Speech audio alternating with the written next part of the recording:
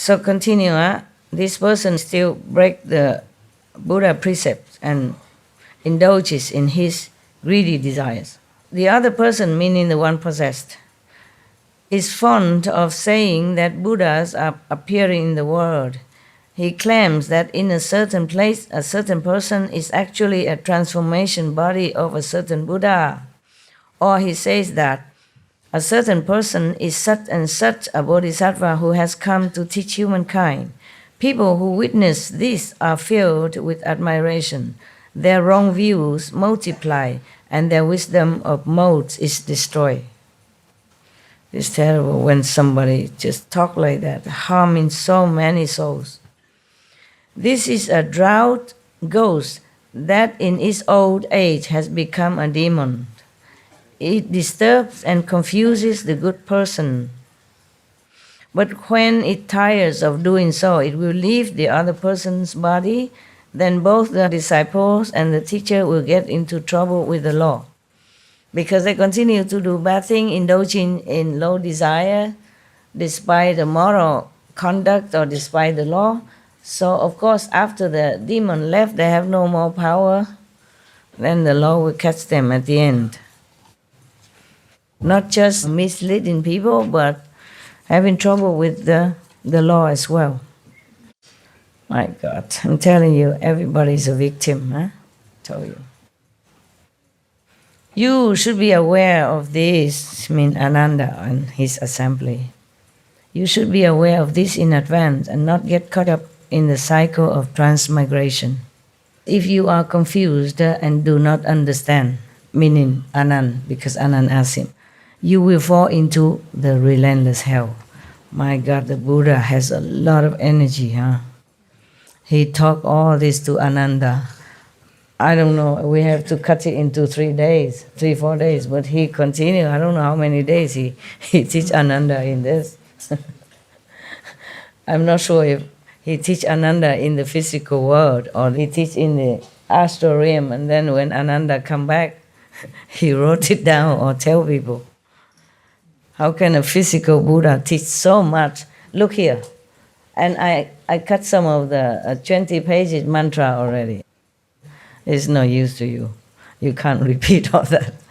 Okay? And still continue, huh? Maybe he just said, okay, let's take a rest and have lunch and go back tomorrow, no? Because he has to go out and take alms, no? It could be maybe in the rainy day, rainy retreat.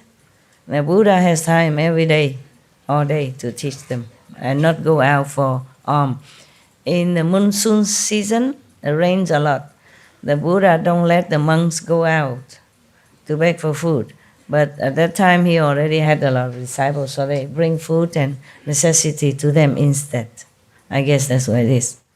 Because it's raining and the monk has normally only one garment, and one blanket and one bowl. Or even two. But if you keep going out every day begging for food, your clothes will not be able to dry, right? I know that because when I was in the Himalaya, I had only 2 pairs of Punjabi clothes. And even it's not rain, it gets wet quickly. And I'm so clean, and habit dies hard, In my own life, anywhere, I wash my clothes clean. If any speck on it, any spot on it, I cannot bear. I wash right away, yeah. So in the Himalaya, sometimes it rains or sometimes no rain, but because the snow melted, and I walk all the time, and the mud spraying from my feet or from somebody else walking next to me, or from horses' feet, and spray on my white Punjabi. I wear white, 2 pair of white, cheap cotton. And then at evening when everybody cannot walk no more because they have to stop to eat or something, I don't remember how I eat my food there. I don't remember if I ever eat. How did we do that? I can't remember eating. Okay, never mind. But everyone else, who went to pilgrim, somehow they find food. I can't remember how. Nobody cooked there. And then we go and stay in some mud house, mud floor and all that. But my clothes, I have some black spot from the mud.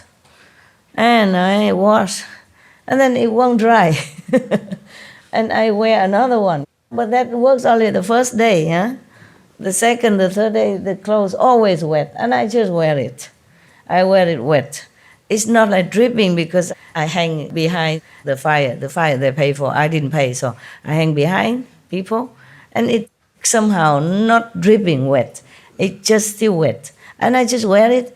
And after you walk for a while, you know, it just dry by itself. Yeah. Maybe that's why the Indian wanted to marry me. He think I'm some sort of big shot, magical power, tough, you know, superwoman or something. I wasn't. I was just blind, blind from anything around me, except want to know the truth. Blind, really blind, and my mind blank, I think.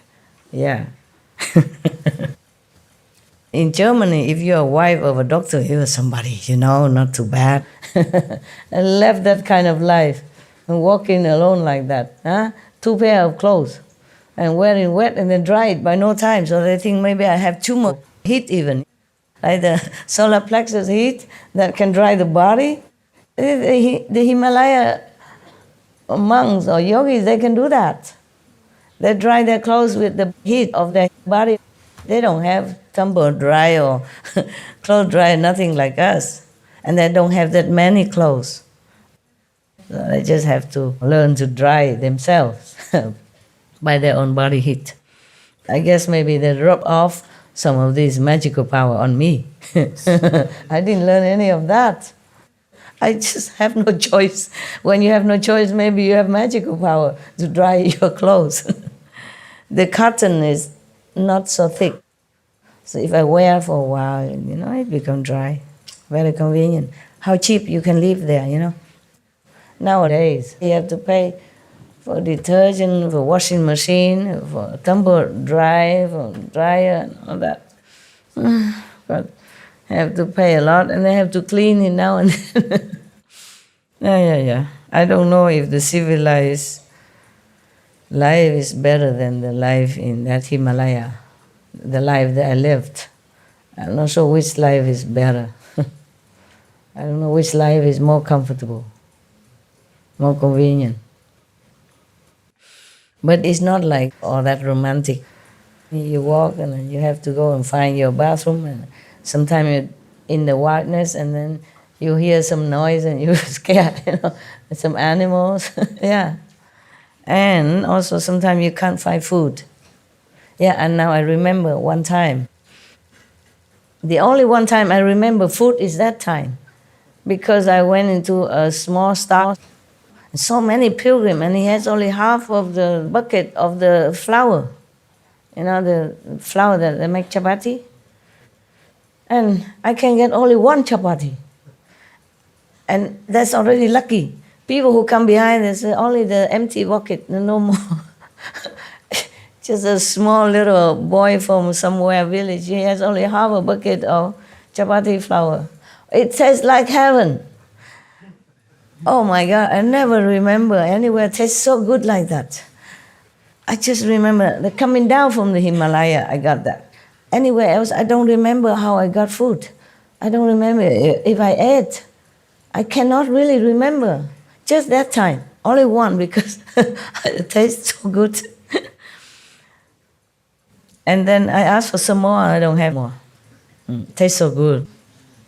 So it's not like you take a stick, you know, like master, and a sleeping bag, 2 pair of Punjabi, and then you walk there, and maybe somebody want to marry you and that stuff. It's not like that, okay? The road is very difficult to walk sometimes.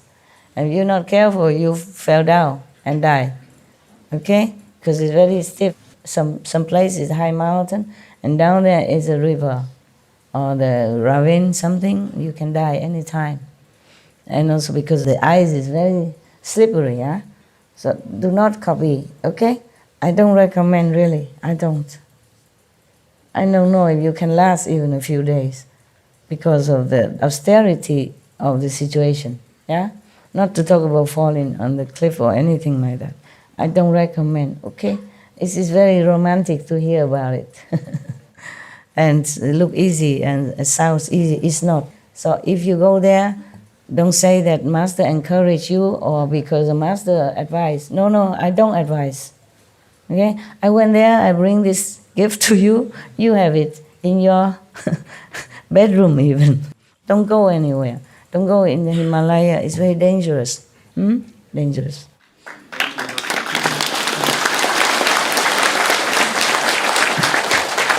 If you don't believe me, you ask this Indian brother if all the Indian think is a dangerous place or not. You tell them, brother.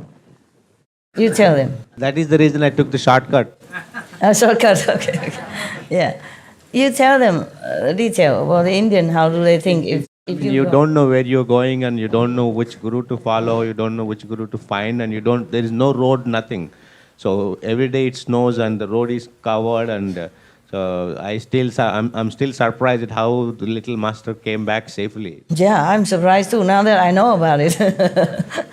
I did not really know. I mean, I heard about it, but when you hear, it is like, okay, a novel story, just like when you watch something on TV, you did not think anything much.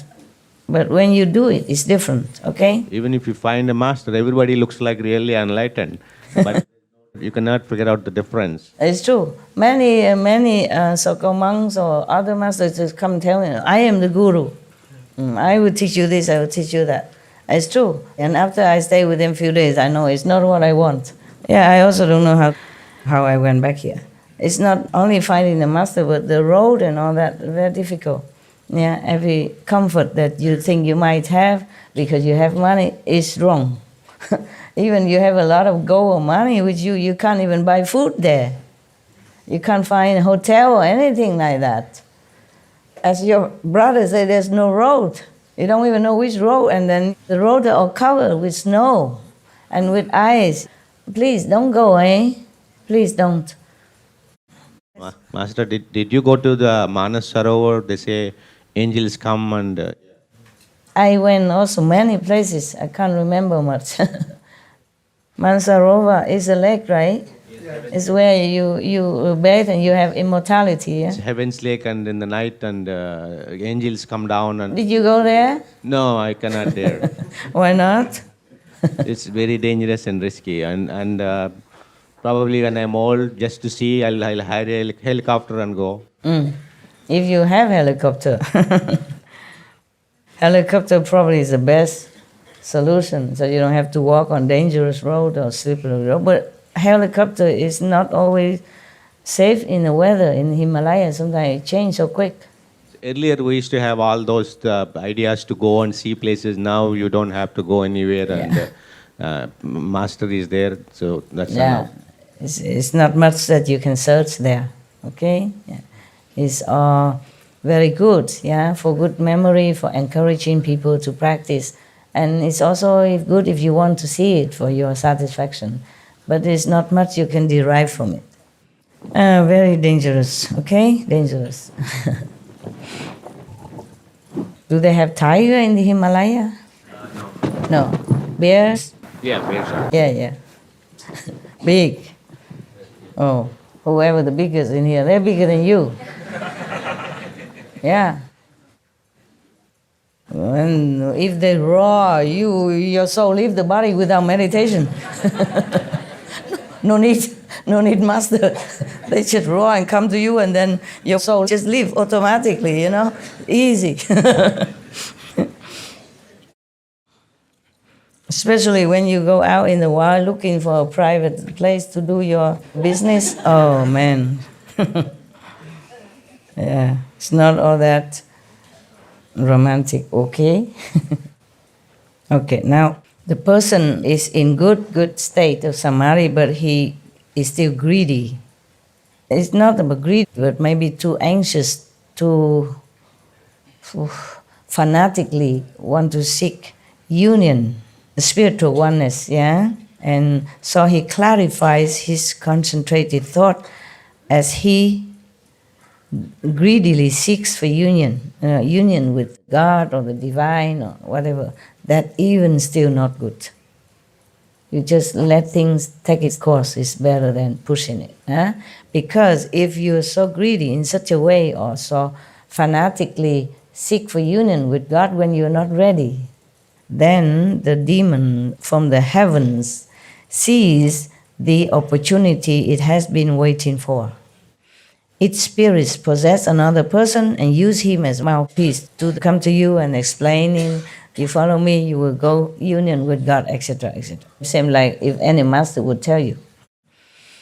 This person, unaware that he is actually possessed by a demon, this is a third person, yeah, not the meditator, claims that he has reached unsurpassed nirvana. When he comes to see that good person who seeks union, he arranges a seat and explains the teaching to him. Neither his own body nor the bodies of those listening to the lecture go through any external transformations, but he makes the minds of the listeners become enlightened before they even hear him speak. So they experience changes in every thought. They may have the knowledge of past lives or the knowledge of others' thoughts. These are what we call, you can read other people's mind, yeah? One of those power that you can acquire through meditation. But there's nothing much, okay? You can have it to use it. You can use it if you can control it. Otherwise, you will be disturbed by everybody else's thought all day. You go insane, yeah? No good, no good. Maya has tried that on me once. He make me hear people talking, see people doing things from far, far away land. I said, oh, get over there.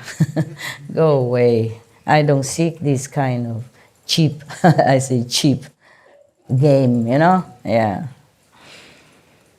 Yeah, the Maya try many ways to enchant you, to make you stray away from your noble, high purpose. So they may even see the hells or know all the good and evil events in the human realm.